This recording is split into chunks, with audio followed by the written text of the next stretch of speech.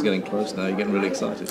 Yeah, I am actually. You know, past like a couple months ago, it was kind of like, you know, yeah, we're in it, but you know, you've got so much other things to worry about with your own league and what have you. And obviously, you're still very focused on winning the league in the BBL. But as time as it gets closer, you know, and when you start doing things like this, then you know you realise that the Olympics is just right around the corner. You know, you don't have any choice but to get more and more excited about it. So. 142 days. What comes along the Olympics, the actual tournament? Do we want to have USA in our group or not?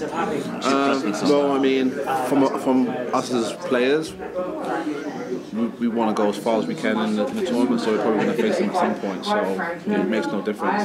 Is it not better to make sure you're going to avoid the quarterfinal by being in the group? Though? I mean, yeah, but that's not for us to really worry about. Our job as players is to go out and play and try and win games. I mean, if we're in the same group as them, then we will play them in the group stage. If we're not, you know, then obviously we'll play them in the quarters. Our goal still remains the same. It's games. It's been a pretty tight group over the last few years of players. Bringing in, if Ben Gordon comes in, if Byron Mullins comes in, can that disrupt that slightly? Do you think? Again, that's not really my job. My job as a captain is to make sure that if that occurrence does come up, my job is to make sure that we stay as a tight group.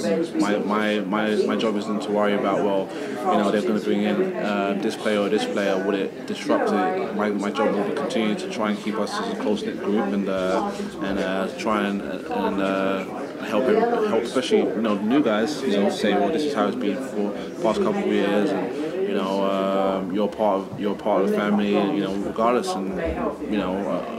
The whole thing about chemistry, that's Coach Finch's job. A moment ago, as always, everything's announced on Twitter now rather than anywhere else. How does that affect, like we're talking about the group, but if he comes in, he's likely to take the place of someone like Boateng, well, I mean, Manning, I think if he comes in, he has to earn his spot like anyone else. I mean, like because he plays in the NBA doesn't give him safe haven to make the squad. You know, I mean, Joel and Dan Clark and Pops and Robert Archibald have been doing pretty good for us. Those guys aren't going to just move over because he comes in as an NBA player, and I think that's the same thing with Ben Gordon. I mean, you know, and that's not to say that those guys aren't great players. They are, but the thing that Luel has over those guys is that he's been here, and he's got a huge respect from the rest of the guys on the team because he has been there. He's been in the tough games. He's been in the 4 o'clock wake up calls to go and get a flight. You know, at 6 o'clock in the morning. So, you know, he's done it. He's done it with us, and you earn a lot of respect from the guys that you're playing with because you have done it for so long, and you've done it, and he's done it without any complaints, or you know, I mean, a lot of the time he's the first one who's leading. You know, so you know because the NBA guy doesn't guarantee them anything. They got to come in and earn a spot just the same as everyone else, and that it'd be disappointing if anyone thinks that's different.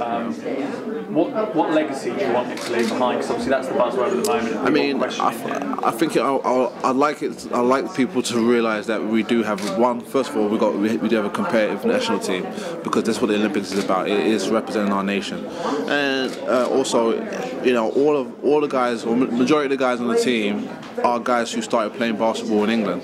So I would like people to understand that we do have a very good grassroots program. You know, I mean, you know, like I said, because we have the Olympics doesn't guarantee anything in terms of how it could on getting maybe sponsorship or making the league more professional or whatever. But you know, it's you can't use the Olympics and say, oh, because we have the Olympics, then everyone can relax. It's actually this is a time to be working harder than ever. So.